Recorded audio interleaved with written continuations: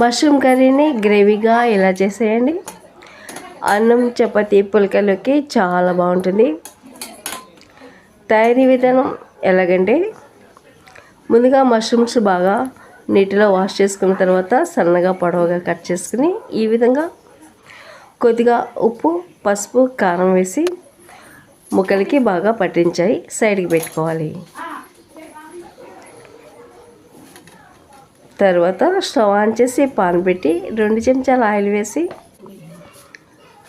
2 లవంగాలు, 2 యాలకులు, ఇంచు దాల్చిన చెక్క, 2 బిర్యానీ ఆకులు వేసి 1 నిమిషం వేయించుకున్న తర్వాత మష్రూమ్స్ ముక్కలను కూడా వేసేసి ఆయిల్లో ఫ్రై చేసుకోవాలి.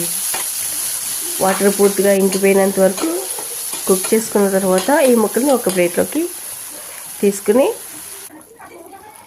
అదే పాన్లోకి మరొక 2 చెంచాల ఆయిల్ వేసుకుని సన్నగా తరిగిన 1 కప్పు ఉల్లిపాయ ముక్కలను వేసి దోరగా వేయించుకోవాలి.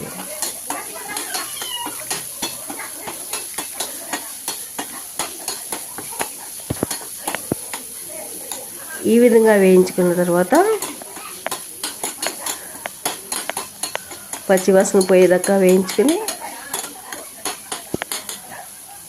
నెక్స్ట్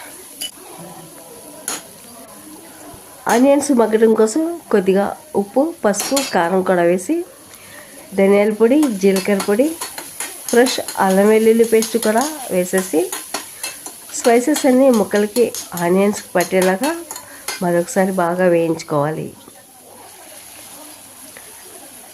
2 టమాటాలని మెత్తగా పేస్ట్ చేసుకుని ఆ గ్రేవీని కూడా పాన్లో వేసేసి మరొక 2 నిమిషాలు వేయించుకోవాలి. ఆనియన్స్ కూడా పూర్తిగా మగ్గిన తర్వాత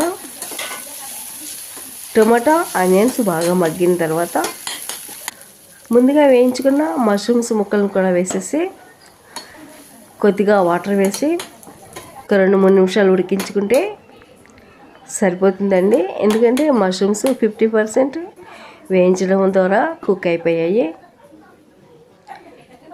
మూత పెట్టి ఒక 3 నిమిషాలు ఉడికించుకోవాలి. గ్రేవీగా మష్రూమ్ కర్రీ రెడీ.